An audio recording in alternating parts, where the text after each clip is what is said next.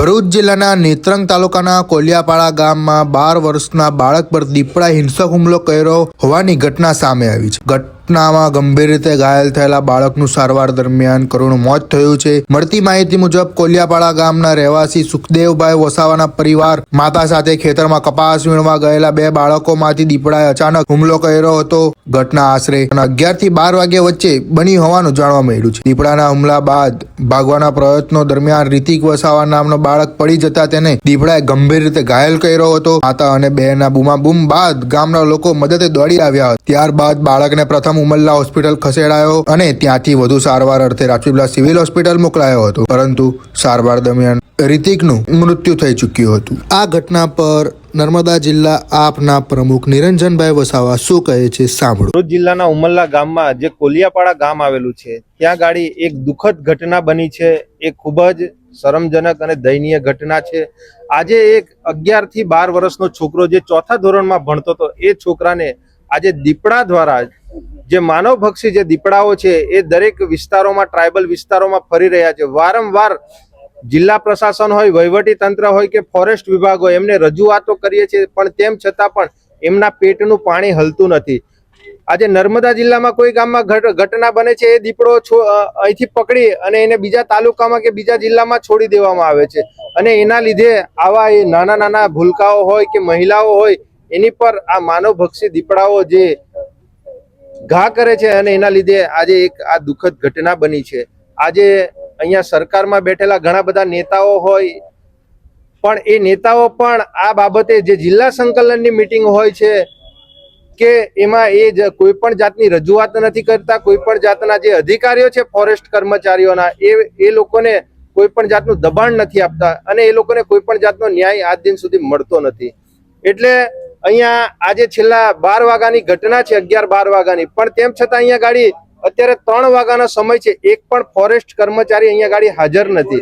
આટલી મોટી આ દુઃખદ ઘટના થઈ, પણ ફોરેસ્ટ કર્મચારીઓએ ખરેખર અહીંયા ફરજ બજાવવી જોઈએ, પણ તેમ છતાં પણ આજે ફોરેસ્ટ કર્મચારી અહીંયા હાજર નથી કે કોઈ વહીવટી તંત્રનો કોઈ જવાબદાર અધિકારી અહીંયા ગાડી હાજર નથી। શું ફક્ત આ આદિવાસી અને આ જે ખેડૂત વિસ્તારમાં જે આ ઘટનાઓ જે બને છે અને ખેડૂતો જે આનો ભોગ બને છે, એનો અંત આવનારા દિવસોમાં હજુ ક્યાં સુધી આવશે?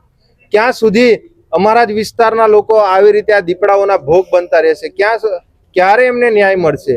જો આવનારા દિવસોમાં ન્યાય નહીં મળે તો ફોરેસ્ટ અધિકારીઓની જે ઓફિસો છે એના પર પણ અમે આવનારા દિવસોમાં ઘેરાવો કરશું।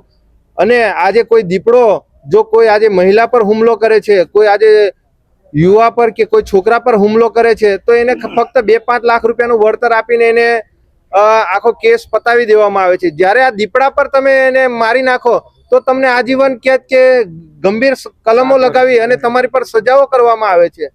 તો અમે ફોરેસ્ટ અધિકારીને અને સરકારમાં બેઠેલા નેતાઓને પણ અમે કહેવા માંગીએ છીએ કે આવા જે આ માનવભક્ષી દીપડાઓ છે એ લોકોને પકડી અને એ લોકોને એનકાઉન્ટર કરી અથવા તો એમને મારી નાખવા જોઈએ, કે જેથી કરીને આવી ખેડૂતો પર અથવા તો આવા ગરીબ પરિવારો પર આવો હુમલો ના થાય। હું તમે ધ્યાન હું આપો છો? આ પાંજરા ક્યારે ગોઠવશો અને એમને પકડવાનું ઝુંબેશ ક્યારે કરશો? તમને પેપર પર લેખિત આપવા આવે ત્યારે અમે ફોર્માલિટી પૂરી કરીને લોકોને પકડવા જઈએ, એવું તમને વારંવાર છાપવામાં આવે છે।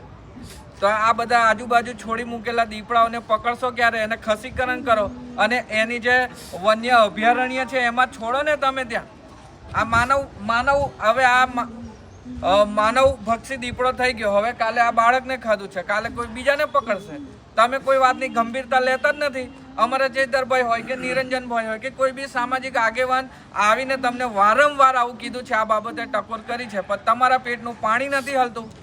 હે ક્યારે તમારી આંખો ખુલશે? હજી કેટલા ભોગ લેશો તમે? હે પકડો। આ આજુબાજુના વિસ્તારમાં ઘણા દીપડાઓ ફરે છે, લોકો વિડીયો વાયરલ થાય છે, પણ છતાં તમે જોઈને એને કંઈ કરતા જ નથી। ક્યારે કરશો? જંગલ ખાતાને અમે કહેવા માંગીએ છીએ કે અમને પકડો અને અભયારણ્યમાં છોડો। લોકોના જીવ જાય છે અને લોકો રાત્રે પોતે ખેતરમાં નથી જઈ શકતા। લોકો પોતાની ખેતી સાચવવા હવે રાત્રે આ દીપડાઓના ભય અને દીપડાઓની બીકના લીધે ખેતરોમાં નથી જઈ શકતા। આ માણસો મરી રહ્યા છે।